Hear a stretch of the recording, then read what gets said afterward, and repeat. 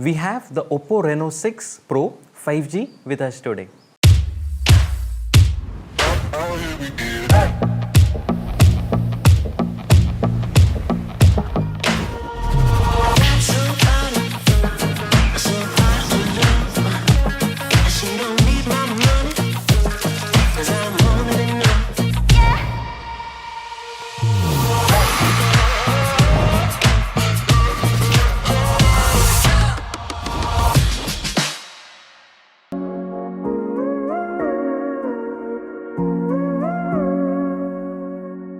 In this video, we will look at the technical specifications of this phone and then we'll have a hands-on review on its performance and the highlight feature of this particular phone, that is the camera performance. So on location, we'll see how well it does through its job.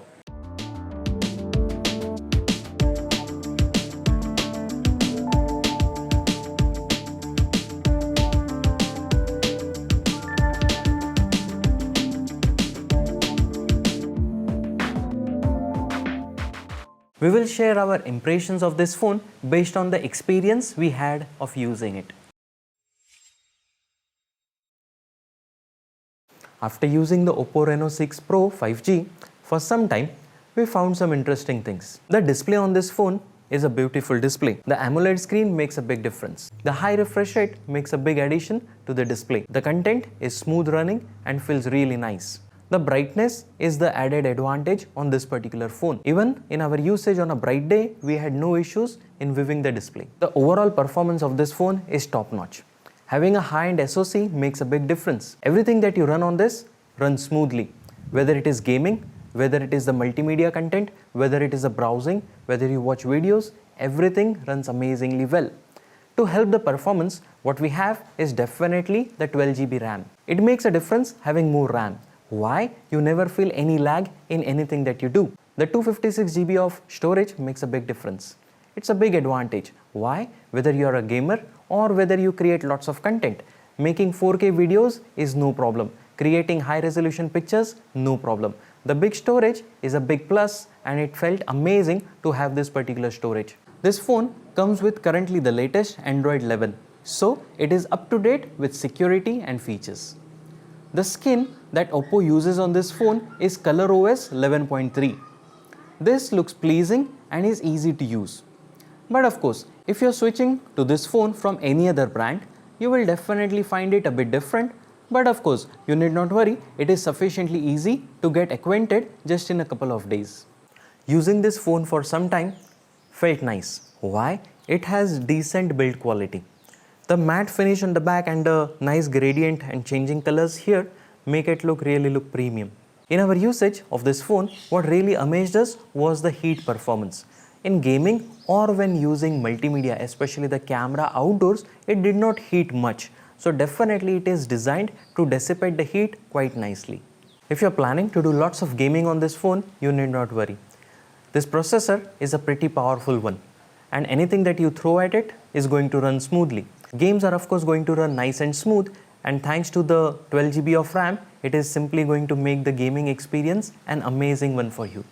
The highlight feature of this particular phone is its camera. Even the company puts lots of emphasis on the specifications and the features of this particular camera. In our experience, while using the camera on this phone, we found the autofocus to be quick and accurate. We found the sharpness of the images to be good across range. We found that the image stabilization in this camera is quite effective. Also, the color accuracy is very nice and also the dynamic range is decent.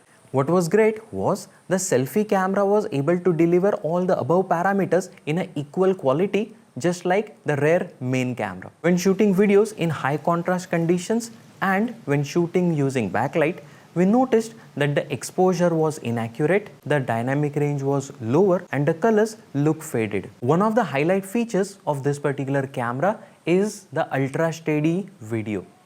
When we talk about this ultra steady video, what it does is the entire video is cropped by say about 10 to 15% and the lower area is what is used for recording. This is great when it comes to applying stabilization if you are taking a video while you're walking. So in a vlogging like situation, this is an amazing feature. Technically, this is called as the electronic image stabilization. The implementation of this is quite good, but it is not without any flaws. So what we did was we compared taking a video without this option, we took a video with this option, and then the another picture that we took was by using an external stabilizer or a gimbal.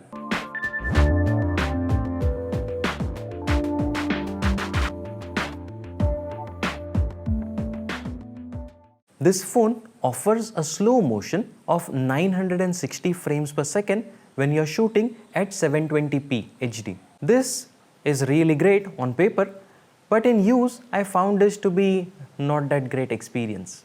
Why, if you ask? In the current phone that I use, what happens is we can record for as much as we want, and then we can edit the exact movement which you want to make appear slower. While using this phone, what I noticed was the moment you press the record button, it immediately starts recording in that 960 fps slow motion, and once the buffer memory or the temporary memory is full, it stops the recording. In real use, what happened is I would press the button a long time before the actual action would happen, and I would miss the movement every time. In order to get an accurate movement of slow motion, what you do is precisely you press the record button when the movement is happening. This phone does not have a telephoto lens on any of its camera. The downside of this is we do not get any optical zoom. So any magnification, we have to rely only on digital zoom. On paper, this particular camera offers 20x of zoom. The 20x zoom is good, but only when you are shooting in very good light condition. In case if the light is lower, you ideally should not be using more amount of zoom, because the image is going to be only the crop from the 64 megapixel main camera, and you might get an image that is not really very sharp. The two highlight features on this particular phone while shooting video are the bokeh flare portrait and the AI color portrait. In these modes, what happens is the subject is kept sharp and the background is blurred, and the effect looks very nice when we are shooting with a plain background. What we did though is we made it difficult for the camera, and we selected a cluttered background, and we kept moving the camera as well.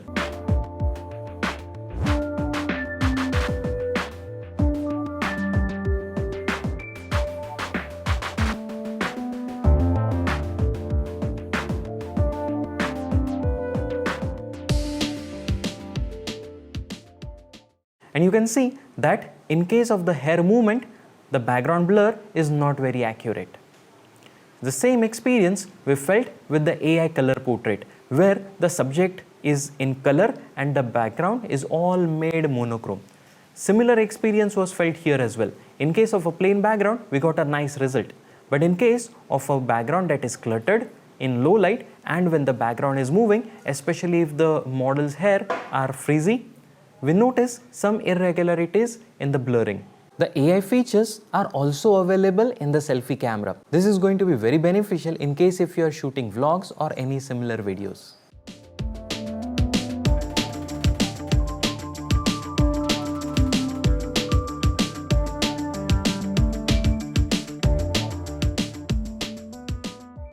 There are lots of filters that are available for photo as well as for video.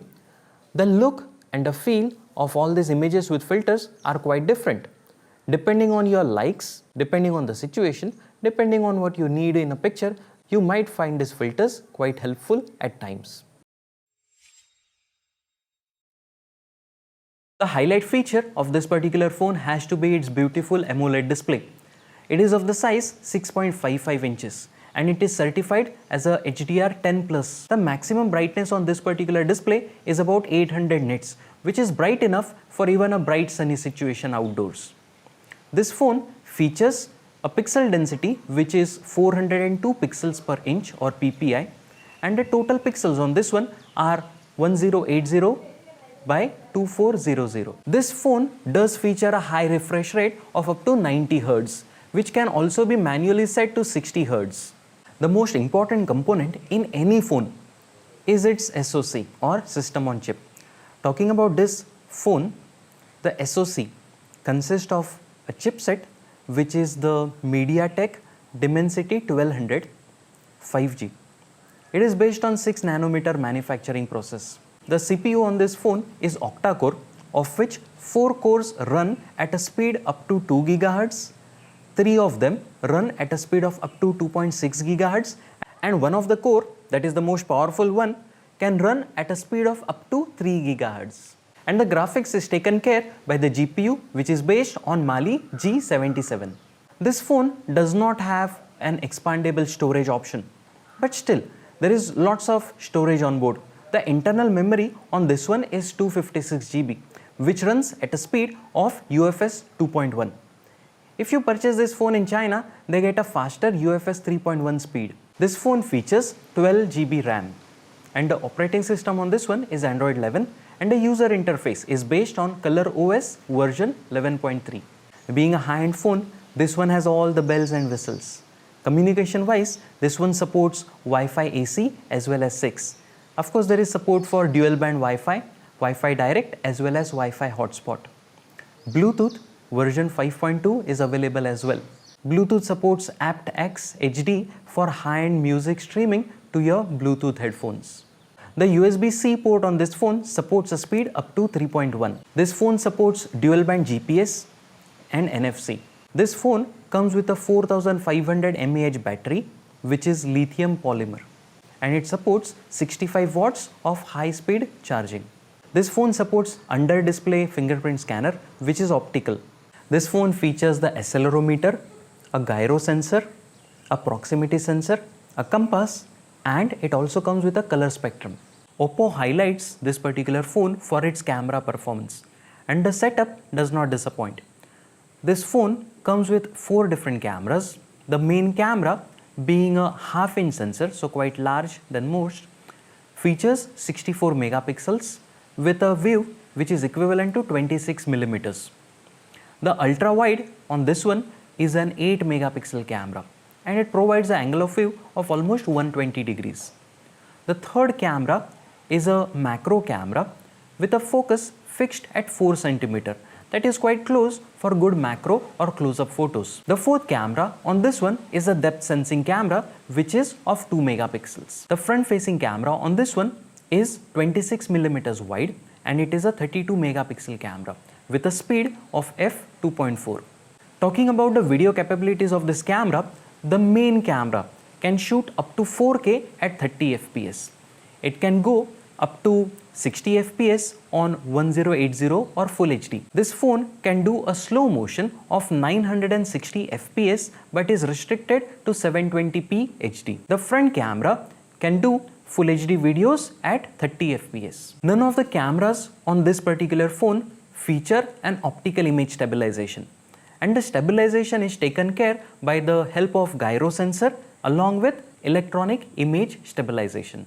Talking about the sound, the loudspeaker is only mono. It does not feature a stereo sound, and the 3.5 mm headphone jack is also missing on this phone. In my opinion, this is a great phone for its price. Depends on what you do with your phone though. If you're looking for a phone with a solid performance, this definitely checks the mark. If you're looking for a phone with an amazing camera and you shoot lots and lots of photos and videos in different lighting condition, you might or you might not like it. Depending on the examples that we have shared, you can make your own mind. This phone is a great overall package though.